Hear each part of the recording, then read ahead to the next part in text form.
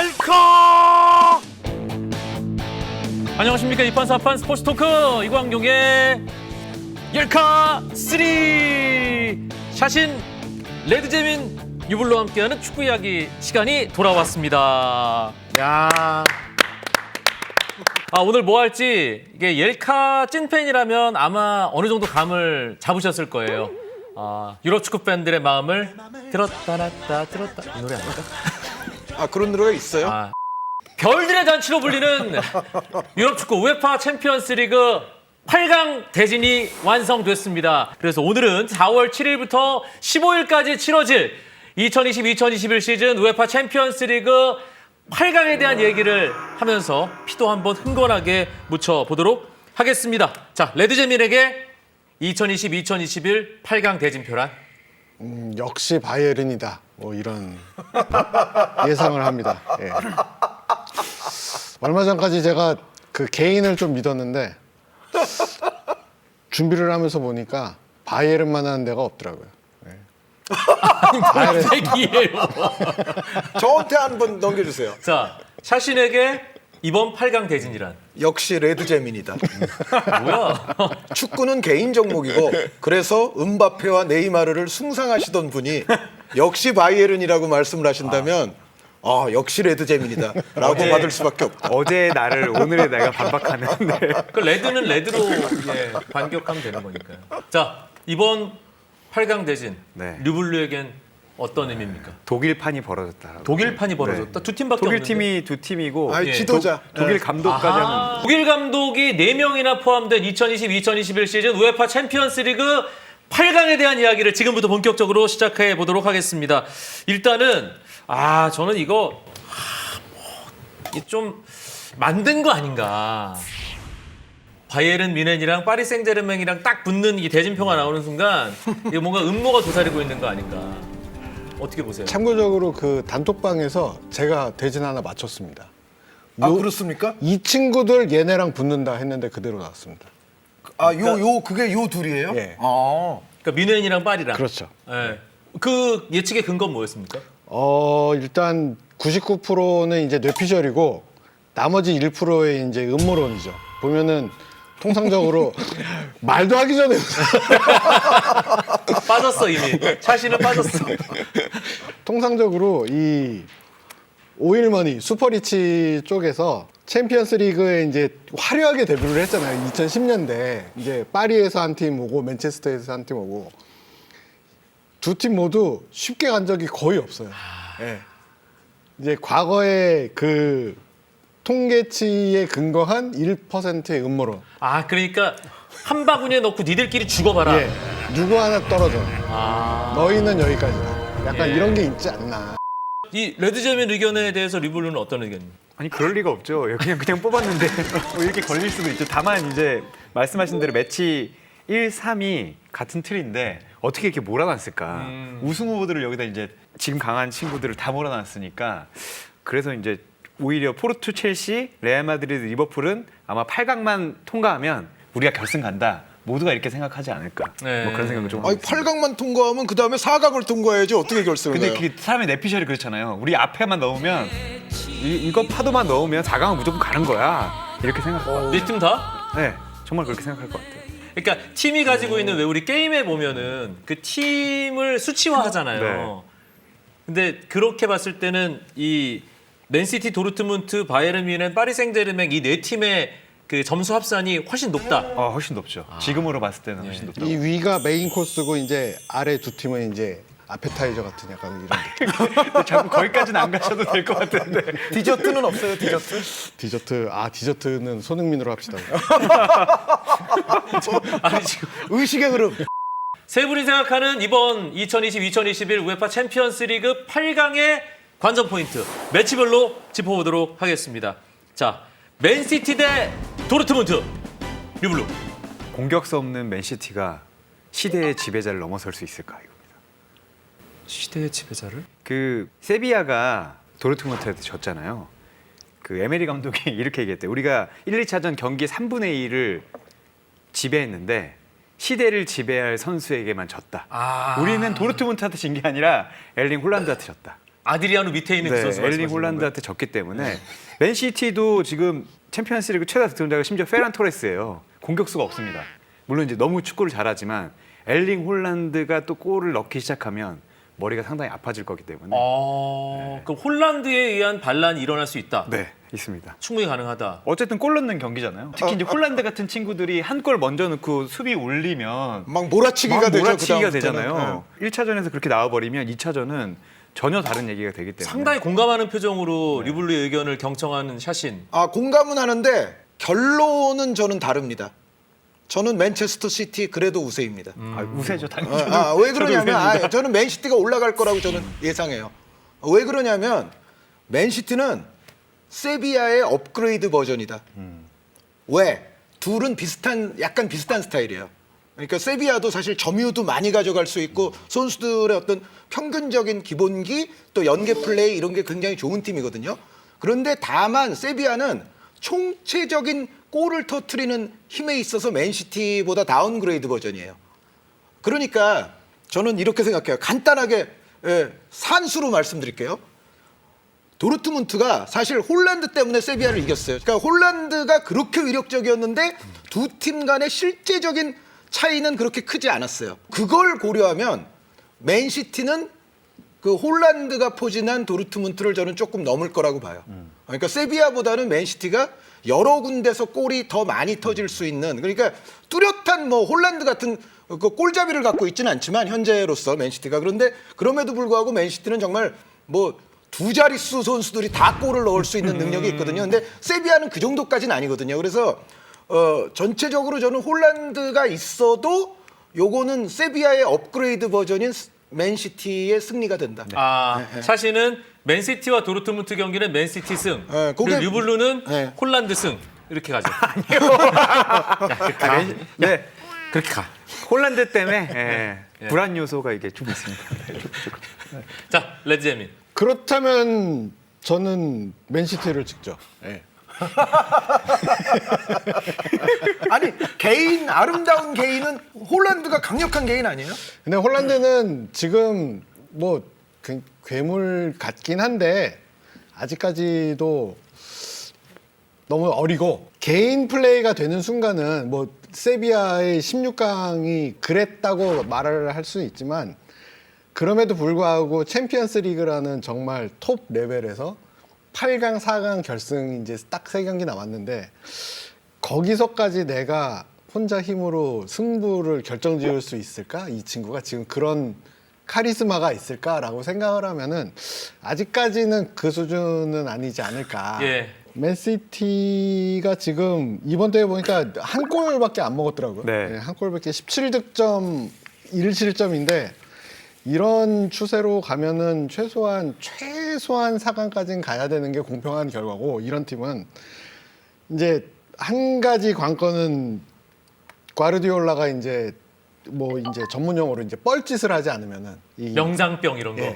팅커맨이라고 하잖아요. 건들면 건들수록 망가지는. 그래서 요번에도 이 너무 지나치게 고민하지만 않으면 4강까지는 무난하게 갈 수 있지 않을까. 그리고 뭐 경기가 끝나고 탈락해서 눈물을 흘리는 그 홀란드를 이 맨시티 선수들이 이렇게 위로하겠죠. 뭐 하메스처럼 그런 거 있잖아요. 그렇게 하겠죠.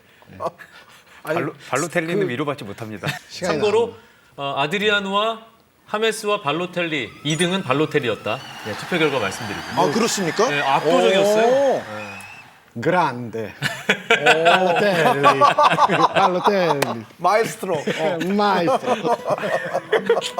자, 굉장히 시청자분들의 수준이 그란데. 높아졌다. 뭐 약간 이런 뜻이죠.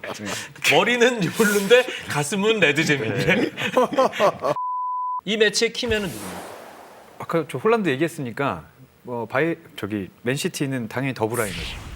왜냐면 지금 뭐 스트라이커도 없고, 물론 뭐 아구에로가 돌아오긴 했습니다만 옛날에 아구에로는 아닌 것 같아서 어쨌든 그 세 명이 막 돌아가는 와중에 결국 결정 지어줄 사람은 더브라이너다. 근데 아까 유블루가 너무 강력하게 홀란드를 얘기했고 여기 홀란드. 홀란드고 홀란드. 홀란드 왕키맨. 이 매치업의 키면은 저는 과르디올라라고 생각을 합니다. 과르디올라. 아, 그 이상한 예, 짓 하지 않기. 이상한 짓 아까 하지 이미 그런 않기. 말씀을 하신 거네. 너무 뻘짓하지 생각하지 않기. 마. 그냥 하던 대로 하면 이긴다. 저는 제이든 산초 혹은 그 누군가. 무슨 얘기냐면 제 아무리 홀란드라도요. 이게 중간에 누구 한 명은 거쳐야 돼요. 그렇죠.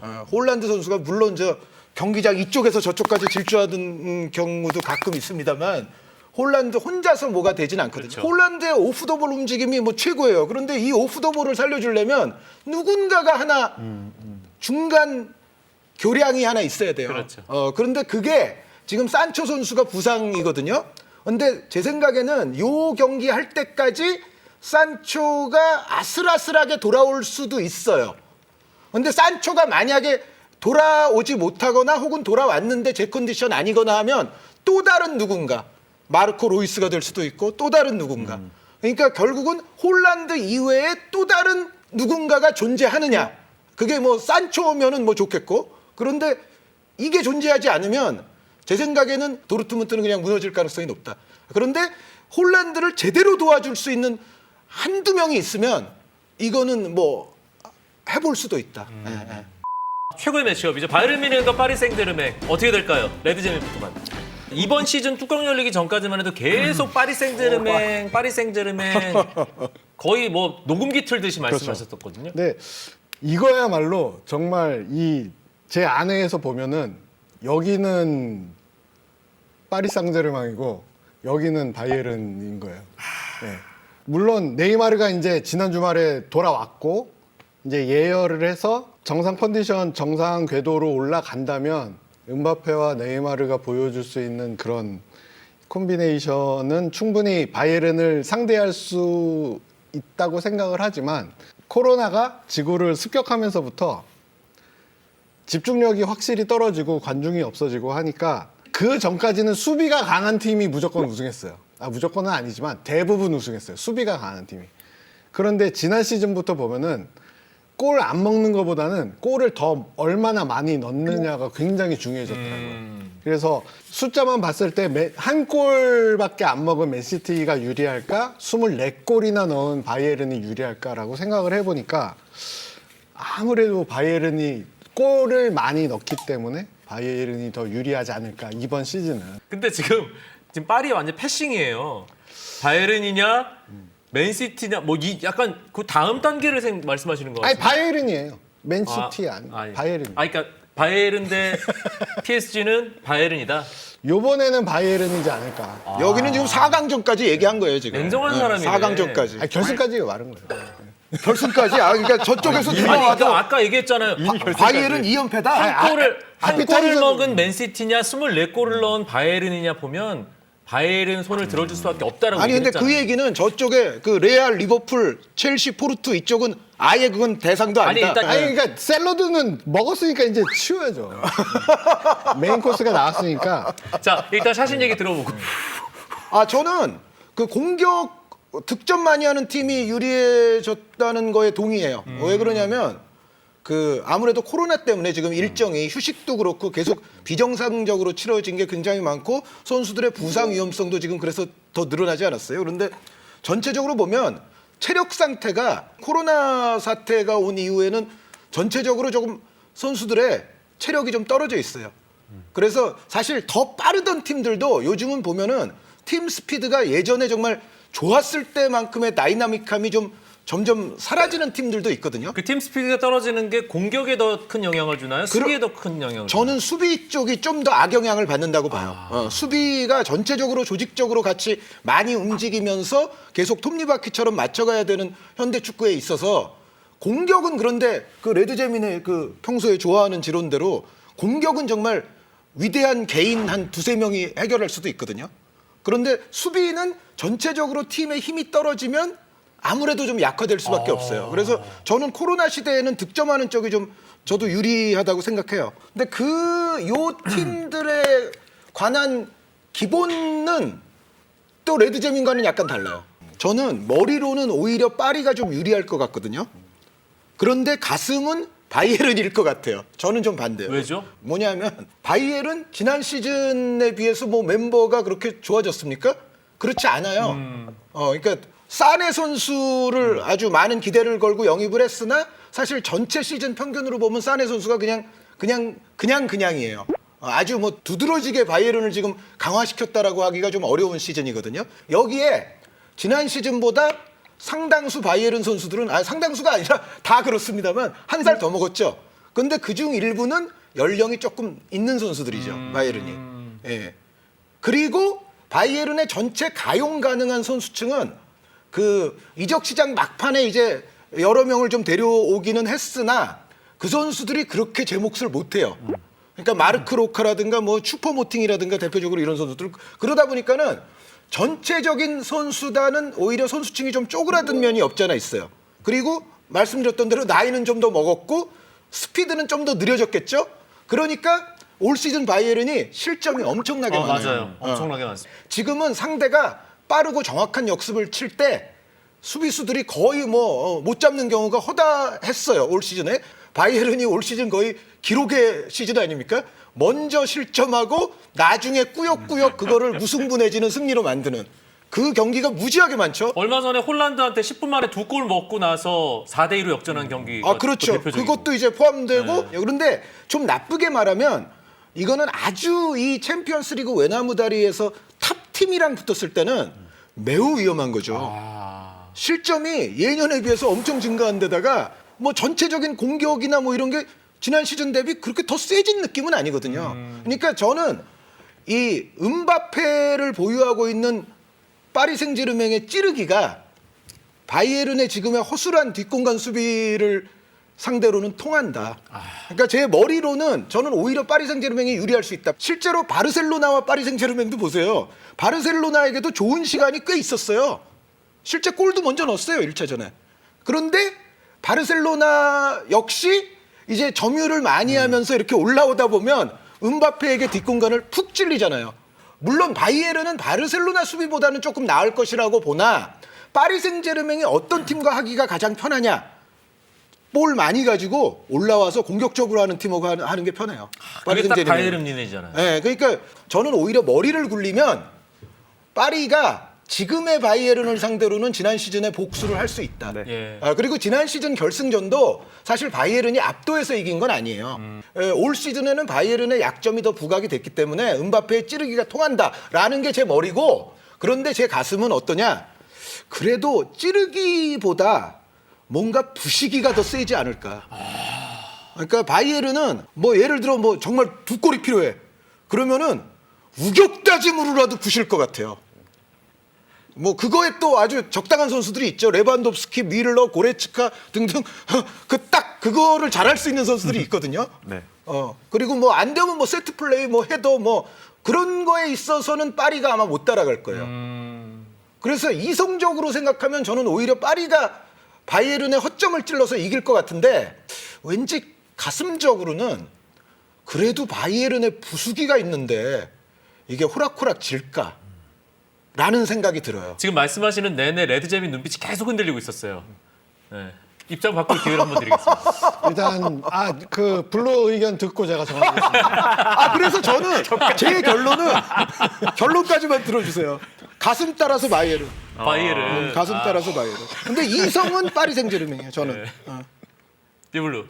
저는 0.00001% 파리 생제르맹이 이길 거예요. 내가 그럴 줄 알았는데. 불알람인데 그럼 해야지. 프랑스 팀이 한 팀이니까. 근데 한 팀이니까. 의리를 지켜야지. 저는 되게 중요한 게 이게 맥락이라고 보거든요. 선수가 아무리 잘해도 어렸을 때 이제 커오는 단계를 밟잖아요. 근데 음바페가 네이마르가 없는데 바르셀로나를 상대로 해트트릭을 한 게 저는 되게 좋은 영향이라고 봐요. 저도 지난 시즌 결승전이 바이에른 뮌헨이 잘하긴 했지만 파리 생제르맹이 못 넣어서 진 거거든요. 사실 기회가 몇 번 있었습니다.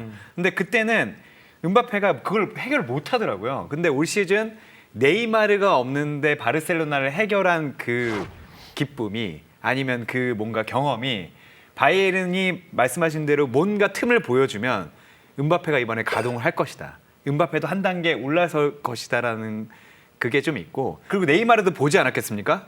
음바페 잘하네. 이제 더 믿을 수 있겠네. 이런 걸 봤을 때 네이마르가 너무 과용을 부리지 않는다면 파리 생제르맹이 못 이길 이유는 없다. 그렇게 보고 있습니다. 한 가지 유리한 말씀드릴게요. 파리 생제르맹이 유리해 보이는 이유가 일단 일정이 파리 생제르맹이 리러구의 그 1, 2위 쟁탈전을 하고 나서 바이에른을 만나요. 근데 바이에른 뮌헨도 라이프치히랑 1, 2위 쟁탈전을 하고 나서 만나요. 4월 초에. 제가 맞아요. 봤을 때는 두 리그가 모두 1, 2위 쟁탈전인데 그래도 리를 상대하는 파리 생제르맹이 좀 유리할 가능성이 예. 있다. 그렇게 보고 두 번째 중요한 이유가 하나 있는데 네이마르 선수가 지금 부상으로부터 갓 돌아왔잖아요. 그런데 남미 예선을 안 하네요. 월드컵 남미 예선을. 그래서 이번에는 남미 주력 선수 있는 팀들이 좀 충분히 쉬어요. 유럽 주력 선수 많이 갖고 있는 팀들은요. 무려 이번 A매치 기간에 또 3경기를 합니다. 어쨌든 지금 유럽 주력 선수 많이 갖고 있는 요 8강에 들어있는 팀들은 굉장한 또 체력 난조에 빠질 확률이 높습니다. 네. 근데 가슴으로는 왠지 그래도 바이에른 뮌헨이 부실 것 같아요. 이 8강 대진이 나왔을 때 속으로 가장 미소 지었을 팀이 I'm sorry 포르투 첼시였을 것 같거든요. 네. 자, 포르투 대 첼시. 네. 첼시가 이길 것 같습니다. 네. 이 매치에서 가장 주목해야 할 사람은 누굽니까? 토마스 투엘 감독입니다.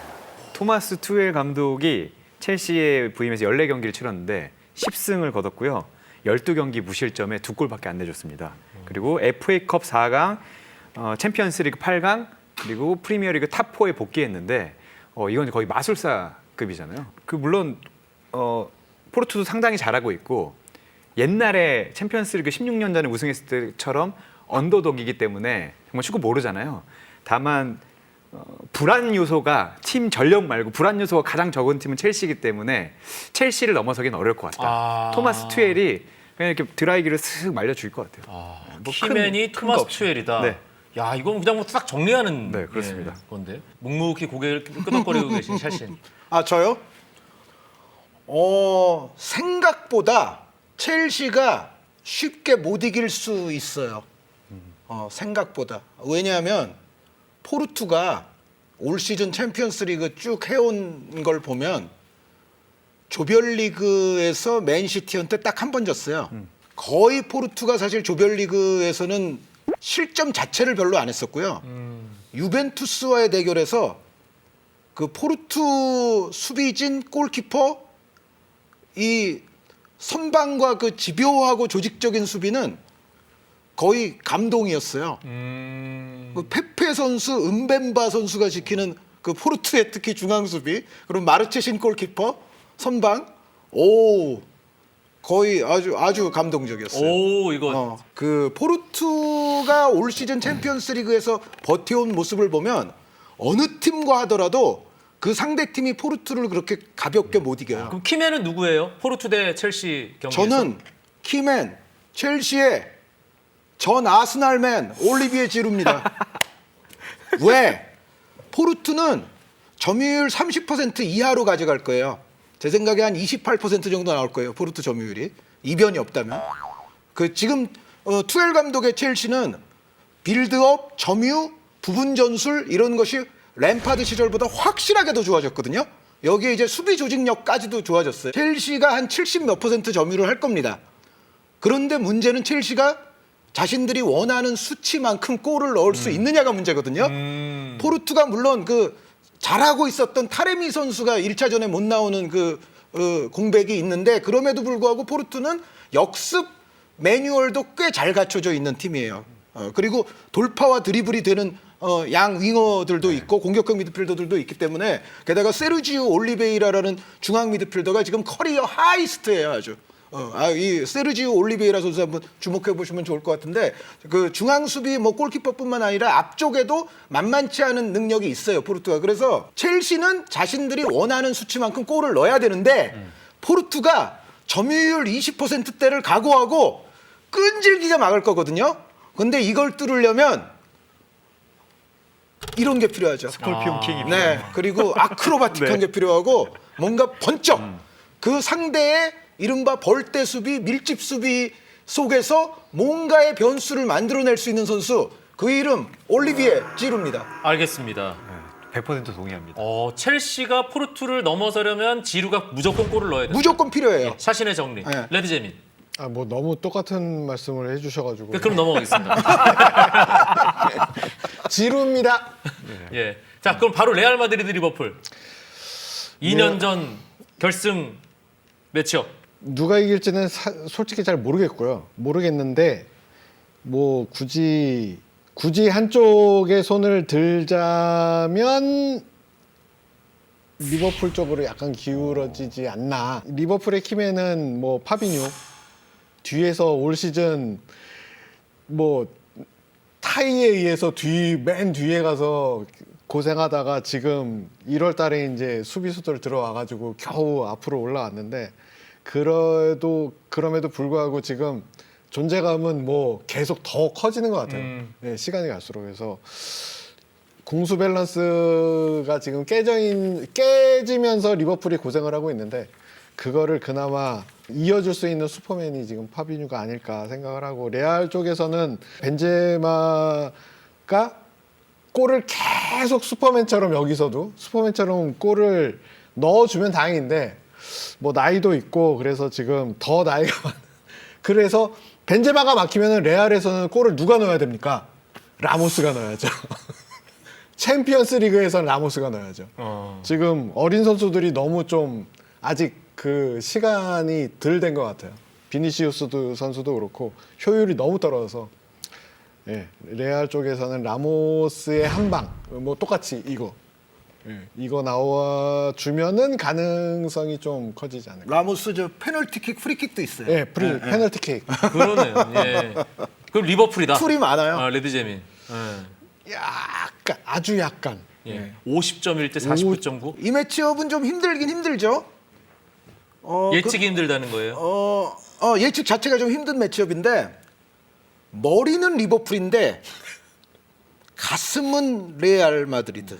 일단 리버풀이 수비진에 문제가 있죠. 여전히 뭐 일부 돌아온 선수들이 있음에도 불구하고 리버풀이 지금 문제가 있는 건 사실이거든요. 그런데 그래도 이성적으로 생각해 보면 클롭 감독이 이제는 사실은 좀 실리적인 운영 이런 것도 잘하기 때문에 이 매치업은 저는 점유만 따지면은 굳이 말하자면 전 레알이 좀 높을 것 같거든요. 왜냐하면 레알은 여전히 최고의 강점이 미드필드 부위이고, 크로스, 모드리치 이 선수들이 있는 한은, 이 선수들이 멀쩡한 한은 그 어느 팀과 만나도 사실 중원 점유에 있어서는 레알이 밀리는 팀이 아니에요. 저는 오히려 지금 리버풀보다는 레알이 오히려 중원에서의 점유율이 좀 높을 것 같은데, 그럴 때 클롭 감독은 굳이 지금 뭐 수비도 좀 불안해 보이고 전체적으로 팀이 완전치 않은 상황에서 레알과 중원 싸움을 심하게 하기보다는 한 방에 다이렉트 패스, 그런 방법으로 살라, 마네, 디오고 조타, 요 세 선수의 뒷공간 파괴력을 극대화시키려고 저는 한다고 봐요. 그래서 레알은 역시 자신들의 여전한 강점이 중원에 있기 때문에 중원 플레이를 통해서, 특히 벤제마 선수도 사실상 거의 또 미드필더에 가깝지 않습니까? 그래서 벤제마까지 가세하면서 중원 플레이를 통해서 뭔가 만들어 가려고 할 텐데, 그럴 때 클롭 감독의 리버풀은 그 후방을 칠 거예요. 근데 저는 요거는 레알은 바이에른만큼의 부수기도 없지만 왠지 이거는 라모스, 모드리치, 벤제마 이런 선수들만, 크로스 이 선수들만 멀쩡하면 뭔가 챔피언스 리그 DNA가 발현될지 모른다. 키맨을 하나 제가 꼽겠습니다. 키맨 비니시우스. 그 레알 팬분들이 세모발 이러시거든요. 너무 결정력이 안 좋아서 다 제쳐놓고 못 넣고 뭐 이런 게 너무 비일비재해서. 그런데 이제 문제는 비니시우스가 뭔가 이날 세모발이 아니면 하루만, 그러면 저는 오히려 키맨이 비니시우스가 될 수 있다. 거의 그 로또급의 기대 아니에요? 왜냐하면 벤제마의 스타일을 봤을 때는 벤제마가 분명히 오잔 카박이나 넷 필립스를 끌어내는 플레이를 많이 할 거예요. 근데 누군가가 이제 그 공간으로 대각선 침투를 해서 넣어줄 선수가 필요하고, 특히 리버풀의 지금 수비를 보면 특히 알렉산더 아놀드 선수와 센터백 사이 공간, 여기가 리버풀의 굉장한 약점이 될 수 있거든요. 여기서 비니시우스가 타닥 들어가서 평 하고 넣으면은 레알 팬들이 환호함과 동시에 경기가 전체적인 1, 2라운드가 레알에게 유리하게 흘러갈 거예요. 근데 마지막 슈팅이 세모발이다. 그러면 망하는 거고. 그러면 아까 그 이성적인 찌르기, 예, 마네, 살라, 조타를 보유하고 있는 이 찌르기가 통하면서 리버풀이 좀 유리할 것 같은데, 왠지 이럴 때는 그 안 들어가던 세모발이 네모나 원이 드는 게 레알이거든요. 그러니까 그 도형도 변화시키는 왜냐하면 게 여기는 챔피언스리그고 그 팀은 레알이기 때문에. 그렇죠. 아. 뭔가 세모가 네모가 되는 날이 올 것 같다. 자, 몇 대 몇? 원정골 레알승. 원정골로 레알승. 네. 야. 그 이후 하나만 더 추가하면 리버풀이 레알을 상대하기 직전 경기가 아스날입니다. 레알은 에이바르입니다. 그리고 레알이 리버풀을 홈으로 1차전 불러들여요. 저는 레알은 1차전에 무조건 승부를 걸어야 돼요. 왜? 2차전 전에 그 사이 경기에는 엘 클라시코가 있어요. 레알이 무지하게 불리하죠, 사실은. 물론 리버풀도 이 아스톤 빌라를 만나는데 아스톤 빌라가 전반기에 그 7골 넣고 리버풀 이긴 팀이거든요. 그래서 빌라가 올 시즌 그렇게 호락호락하진 않아서 뭐 그렇게 만만하다고는 볼 수 없지만 그래도 엘 클라시코보다야 훨씬 낫겠죠. 제 생각에 레알은 1차전을 잘해야 돼요. 1차전에서 부숴야 되는 거죠. 네, 1차전을 잘하면 빛이 있어요. 레알에게도. 르블루에게 갑니다. 네, 저는 뭐 간단하게 말씀 다 하셨으니까 레알 이길 것 같아요. 이렇게 간단해? 네. 아니 왜냐면 말씀은 설명 다 하셨고 네. 그럼 르블루에게 그럼 이 매치의 키맨은 누굽니까? 그 새는 바가지를 온몸으로 떠받칠 절정의 세르히오 라모스라고 생각합니다. 말씀하신 대로 그 세 명을 제어를 해야 사실 되거든요. 지금 현재 축구 보시는 분들에게 그 챔피언스리그는 그리고 레알은 세르히오 라모스죠. 그러니까 진짜 얄밉긴 한데 네. 가끔 심각한 파울도 하고. 살라를 만나죠. 네. 네. 근데 라모스 챔피언스리그 라모스는 좀 초인인 것 같아요. 그거를 다 주워 삼길 수 있는 사람이 라모스고 답답하면 프리킥 차고 페널티킥 차고 헤딩으로 넣고 아니 뭐 드리블은 못하더라도 슈팅이 좋으니까 저는 리버풀이 아주 좋지 않은 이상 세르히오 라모스가 있는 레알이 8강에서 질 것 같지는 않습니다. 그러고 보니까 정말 결정적인 순간에 라모스가 뭔가를 해결했던 수많은 장면들이 하이라이트 필름으로 제가 봤을 때 지단이 끌고 온 그 챔피언스리그 3연패한 그 유산이 올해가 아마 유효 기간이 끝일 것 같다는 생각이 들어요. 그래서 제가 봤을 때 8강에서 지진 않을 것이다. 그 DNA로 어쨌든 4강 간다. 그 한 가지 덧붙이고 싶은 거는 사실 뭐 50.1 대 49.9로 리버풀을 선택을 했는데 솔직히 말씀드리면 리버풀이 지금 챔스 신경 쓸 때가 아니에요. 리버풀은 리그에서 지금 내년 출전권이 솔직히 말씀드리면 현실적으로 더 급하다고 생각을 해요. 예. 챔스 우승을 노리기보다는 그래도 예. 4위를 노려야 그렇죠. 된다. 챔스 우승은 너무 확률이 낮. 그러면 진짜 실리로 가야 된다는 거네. 그러니까 지금 재작년에 챔스 우승하고 작년에 리그 우승해서 할 건 다 했으니까 그쵸. 자, 둘 중에 뭘 택해야 돼? 챔스 우승 어려워? 근데 내년 챔스 못 나가? 큰일 나는 거니까 그렇죠. 일단 안정적으로 4위만 노리자. 일단 그 유러피언 나이트는 리버풀 팬들에게 굉장히 특별한 의미가 있지만 지금 상황은 잠시 가슴에 달려있는 스위치를 잠깐 끄고 내년 챔피언스리그 출전권을 노리는 게 훨씬 더 중요해요. 왜냐하면 지금 모든 수입이 줄었잖아요. 코로나 때문에. 그러면은 모든 수입이 줄었기 때문에 챔피언스리그 수입이 상대적으로 엄청나게 중요해졌다. 그 무대를 나가는 네. 게 지금 물론 챔피언스리그 올라가서 우승하면은 돼요. 우승하면은 모든 게 다 깔끔한데 우승할 확률이 그렇게 높지 않다. 올인해도 될 만큼의 확률이 있다라고 하지 않는 상황에서는 저는 리버풀은 지금 무조건 4위에 올라가요. 챔스 손절론. 약간. 네. 자, 그러면 일단은 세 분이 챔피언스리그 8강 4개의 매치업을 이제 말씀해 주셨잖아요.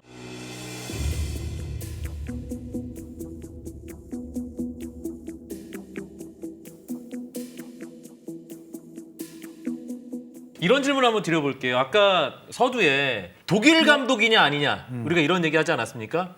마지막에 웃는 감독은 독일 감독일까요? 아닐까요? 아닐 것 같습니다. 아니다. 네, 그렇지. 아닐 것 같습니다. 여기는 일단 한지 플릭이 탈락하니까. 네, 한지 플릭이 탈락을 하니까 그리고 모르겠지만. 위르겐 클롭도 탈락이야. 네. 별로 아까 레알이었거든.